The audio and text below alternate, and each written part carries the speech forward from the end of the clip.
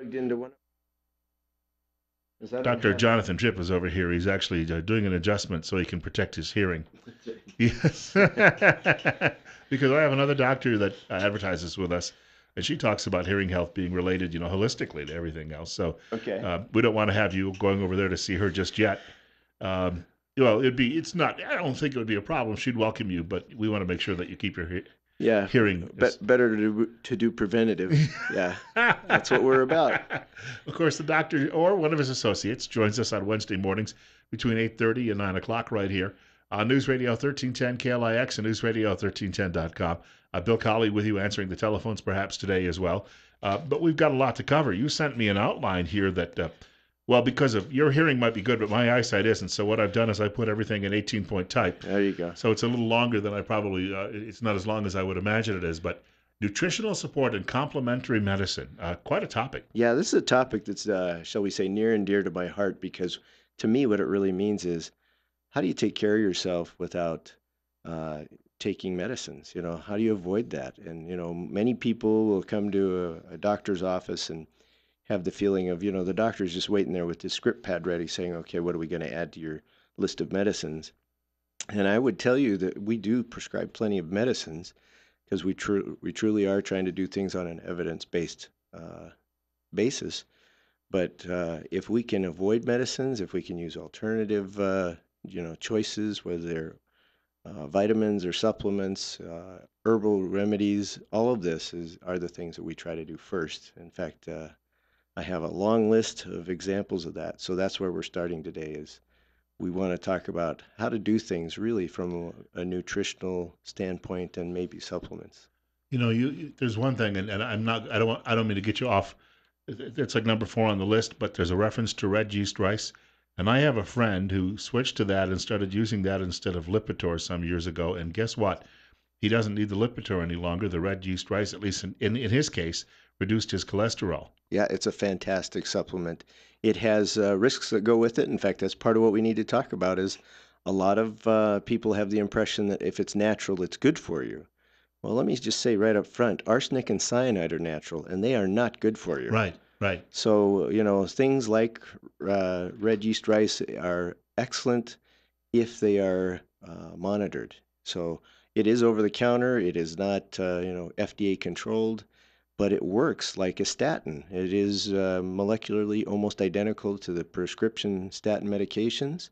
I have plenty of people that say they don't have some of the muscle aches and other side effects of the prescribed statins when they use red rice yeast, but because it's so similar, it still needs monitoring of your liver function and some of those side effects to make sure it's not giving you, some of the problems that we fear when we take statins. And to back up a little bit, one of those other areas you were talking about, low thyroid. That was actually the lead, I think, out of all of these things. We jumped down to red yeast rice, but low thyroid, and it says supportive treatment with kelp or iodide supplement. Yeah, there's a lot of things that are purported to be thyroid supplementations, and the truth is some of them help. Some of them are as simple as magnesium and manganese and other even the use of like flaxseed, not the oil but the actual whole seed. But the ones that I've seen that actually make any difference really are using things that are high in iodine, and kelp is one of those natural sources of doing that. There are kind of like getting a vitamin. You can get an iodine and a supplement. Uh, the ones I prefer actually contain both iodine and iodide, and that has more to do with how that substance is used by different organs in the body. So it's a very different approach than the average, doctor that is saying, there's only one choice, and that's how you fix this. And truth is, when I do go to prescribing medications, I look at the standard Synthroid or levothyroxine, but I also look at some more natural versions. The older thyroid called Armour thyroid really comes from pigs. There's one that comes from cows called Nature thyroid, and several others that are a combination of different thyroid hormones. But, because if people are focusing on, I want something natural versus a synthetic medicine, I'll often turn to those. We have a caller with us. And caller, just quickly, we've only got about 45 seconds, so we'll try and get your question on for Dr. Tripp, and then he can answer that or at least reflect on it following the first break. You're on the air. Great. Just a real quick question. One thing I always wondered about, you almost cut your arm off. It doesn't hurt, but you get a little paper cut, and it stings like a summer gun. What's up with that?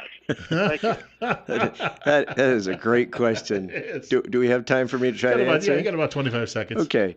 The majority of your nerves are within about the first eighth of an inch of your skin. So, we often have people that are fearful of shots and, they look at a long needle, scares them to death. But the truth is that first eighth of an inch of skin that has most of the nerves. And so I wouldn't recommend cutting your arm off. But, if there's a longer needle, you want to know if it's skinnier. You don't care how long it Right. There you go. So it's the fact that that surface is loaded. a few paper cuts I've had over the years have just driven me crazy sometimes at work. 8:40, and Dr. Jonathan Tripp in studio with us from Tripp Family Medicine. The show is called Better Health.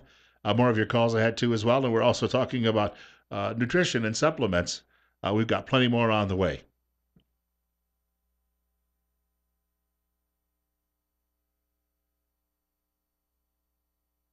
Dr. Jonathan Tripp joining us in studio. He's here until 9 o'clock this morning. It's 8:43. 38 right now. Bill Colley as well answering the telephones on Better Health with Tripp Family Medicine. And we'd like to thank you for joining us today. And the doctor was just telling me off air that a lot of these supplements are probably fine, but it's the dosage, and you can sometimes take way too much of something. Yeah, and the combinations. In fact, let me just speak to that for a minute. There are a lot of good things out there, and there's a lot of good that can be done without a prescription. So I don't want to downplay the use of non-prescription supplements, vitamins, nutritionals. However, knowing what to combine, knowing what dose to use, really takes some advice from somebody who has some serious background or serious credentials. Let me just kind of throw this out there. I've had patients who admit that other people in their circles view them as their physician, and their only credential is they Google a lot. They go looking on the internet, and the truth is if you do any single Google search, you have to start to distinguish between reputable sources and non-reputable. And just because somebody says, I'm a health expert on the internet, does not make them a health expert. They can say whatever they want. The written word on the internet means nothing. You need credible sources, and that's why evidence-based medicine still applies. And if you use multiple things in high doses, you're asking for trouble. So I really recommend you look to somebody who has appropriate credentials because your health is a serious issue. And if avoid, I guess, there's a real frustration. Let's talk about real frustrations. People go to doctors, and, in our bigger systems, the doctor's allowed 7 minutes with the patient. And so that's a real frustration. The doctor doesn't have time to talk to you about all the supplements, even if they know about it. And if they don't know about it, they just divorce that whole idea. And so the patient that wants to talk about those kinds of things walks away saying, the medical establishment doesn't even know what I'm looking at. And the truth is that's not usually the truth. It's they're limited on time. And so at least at our office, we try to take a little more time. I won't say, you'll get 45 minutes to talk about your vitamin C, but at the same time, we're open to these things. And I'm going to throw out a whole bunch of different topics and different subjects. But my real plea is, your health is serious. It's a serious business, and get advice from a healthcare provider who will at least look at the whole person, the mind, body, spirit point of view with you, and somebody that has credentials to back up that their advice is actually worthwhile. So, having given that piece of advice already, let's talk about some of the fun stuff. We talked about thyroid and using kelp or iodine. Um, with the high cholesterol, oh my goodness, the use of that red yeast rice is a great choice. But what's even better for your cholesterol, for your blood pressure, for your blood sugar? Exercise. Believe it or not, if I can get you to do 20 minutes of aerobic exercise in a day, your blood sugars are better all day long. Your blood pressure is going to come down, and especially if I can get you to lose about 5% of your weight, your blood pressure will drop, almost guaranteed. Your cholesterol will drop. So I would much rather coach you through diet, exercise, let's drop some weight, let's feel better, because all these things will take care of themselves. That's what the body is beautiful at doing. So there's kind of a general, but people often say, hey, I have heartburn 3-4 times a week, or all the time. What can I do other than taking Prilosec over the counter? And what I found is kind of interesting. And a lot of these things I've learned from patients. So I'm not saying, I'm the guru. It's just I paid attention and then I researched them. And papaya extract, it's really inexpensive. It's chewable. It tastes pretty good. You can take it with every meal or take it once a day. And I've had some people that have been on medicines like Prilosec every day actually get off of them and they have less heartburn. So, I mean, that's a kind of a fun one. Another one that's a big topic right now and has been for a while is turmeric or curcumin, which is a derivative of that.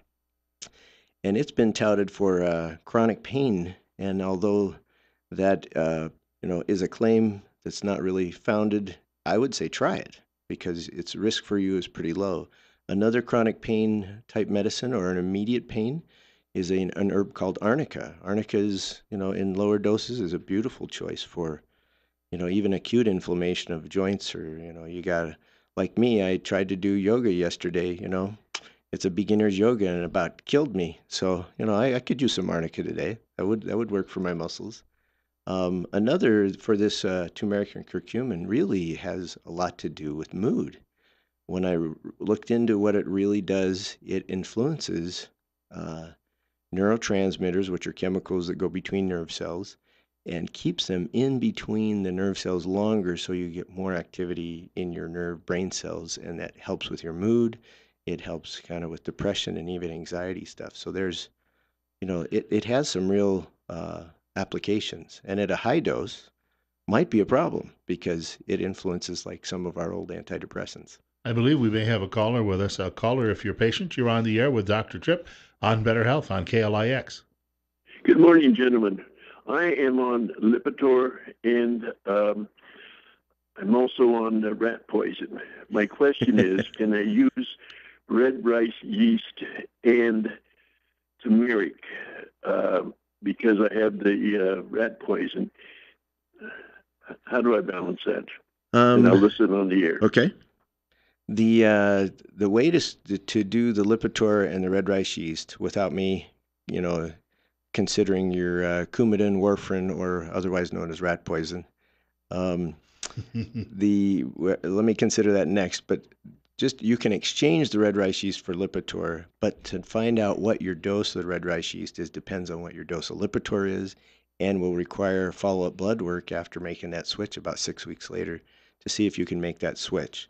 I've done that with other people. Lipitor is a beautiful medicine for controlling bad cholesterol, and so I don't want to tell you, oh, just make the switch on your own. But at the same time, with the advice, or at least the following of your healthcare provider, that would be a great choice to try to do that switch in the name of trying to switch to something natural. So you could do that.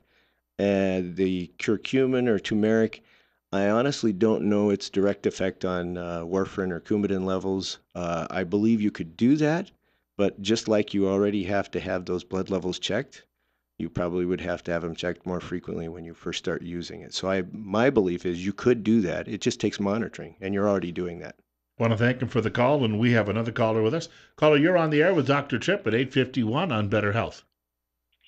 Yes, I just barely caught the supplement that was possibly a replacement for like an acid medicine. What was that supplement? I didn't catch that. Sure.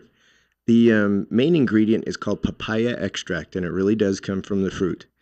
The enzyme in your body is called papain, and it is in high quantities in the papaya extract. And so you can even find more complicated digestive enzymes. They'll use that term on the bottles at health food store or the supermarket. But the main component is that papaya extract. So that one's a really good choice. Does it come in a capsule or anything, or is it just strictly an extract?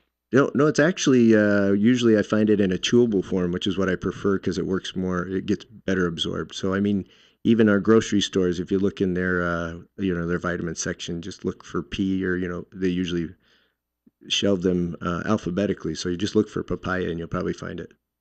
Okay. And what is your thoughts on like omeprazole, pantoprazole, rodinidine, and all of those as far as affecting the memory?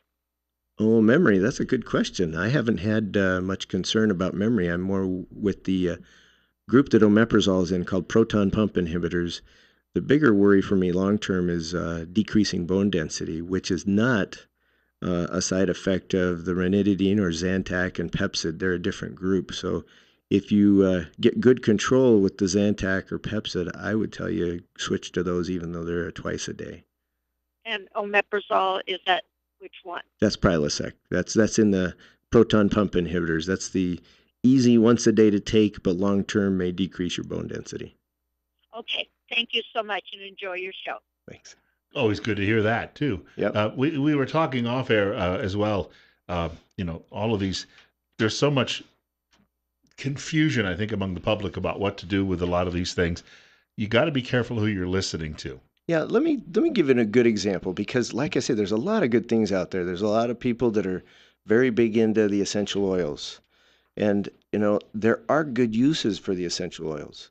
But what happens frequently, if a little's good, a lot's better, and if one's good, then many are better. And the truth is your skin, your body, your nose, your lungs, they don't handle the multiple, the higher quantity and the multiple oils all at the same time. They actually will cause a lot of people trouble. So, that's one where, depending on who you're buying your oils from, they'll give you different advice. And I will not say that most, medical doctors are, have an expertise in essential oils. I have some. And that's why I know that some of these have some great uses. But when you just kind of mix them all together because, this one helps that and that one helps another thing, you can run into a lot of skin troubles and respiratory troubles. So that's just one example of more is not better. And, getting a little advice from somebody who's seen the bad side is a good idea. Also, getting advice from people. We were talking off air about Granny from the Beverly Hillbillies, who was supposedly a country doctor and had no degree. Yep. A lot of people out there like to give you advice, but they're really not qualified to do it. Yeah, no, I mean everybody has their own good experiences. I can tell you one that I have no medical, study basis for, and I grew up with having cold sores. And everybody told me, use this amino acid L-lysine and it'll make everything better. And I used it for about 6 months and I had more cold sores in that 6 months than I'd ever had. So that didn't work. And what I found on my own was if I did high dose vitamin C right away when I first felt them, mine would go away much quicker. Now, do I have a study to back that? No. And because I'm a doctor, does that mean, excuse me, does that mean that that's a study? No, it's my own personal experience, and that's what most people are trying to share. Or they read something somewhere that, you know, Dr. So and so, or this person that has a master's in, nutrition said this, but they don't have any real. Well, what you'd look for is, are their words backed up by references to studies that support that? And if they do, that's a better reference. If it's just their opinion, it is just their opinion. So whether you're Granny on the Beverly Hillbillies or somebody that's, living in an ivory tower, really you want to look for what's your basis on this? Is it just, well, I gave, sugar, kerosene soaked sugar and it cured my strep throat. This is not a joke. This kerosene-soaked sugar was used for a long time, especially for all kinds of ailments. You didn't smoke afterward, hopefully. I hope not, yeah. But so I mean, there are lots of things. That sounds like a joke because we would say, oh, we would never do that now. But there's a lot of things we are doing now that you say that later you will look back and as a community and say, what were we thinking? Why did we even do that? We need to point out we haven't even mentioned how people can get in touch with your office via web, Facebook, and the telephone number. Yeah, let's do that. Telephone number 208-933-4400. That's 933-4400. And I will tell you, it's very close to a new urgent care that I think did their best to steal our number. So be careful when you dial 4400. Our Facebook page is Tripp Family Medicine, and our website is trippfamilymedicine.com. So that's how to contact us. All of the providers that work with us have some background in the things I'm talking about, and they are really tremendously intelligent. They have good backgrounds, and they have reasonable personalities that they will actually consider what you want to do other than just take a prescription medicine. So I want to emphasize that. Got about 20 seconds. You were mentioning who you get your advice from. And of course, there's always the one last one we didn't mention. Just because it's on the internet doesn't mean it's true. Yeah, no, the internet has great access to good information, but also great access to terrible information. So you have to really consider your source. And when we come back, we'll talk about some more of the things we can do for, high blood sugar and arthritis and, immune system support, all kinds of things. Got a lot of talk about, a lot ahead with the doctor in the coming weeks. And thank you for the telephone calls today. It's 8:58. We've got a break for news coming up in just a moment with the Fox News Channel. Bill Colley with you as well on Top Story on News Radio 1310 KLIX and newsradio1310.com. Also, later in the next hour, there has been a couple of new developments in the story about the shooting death of rancher Lavoy Finicum. And not all of it points or paints a good picture of the federal government.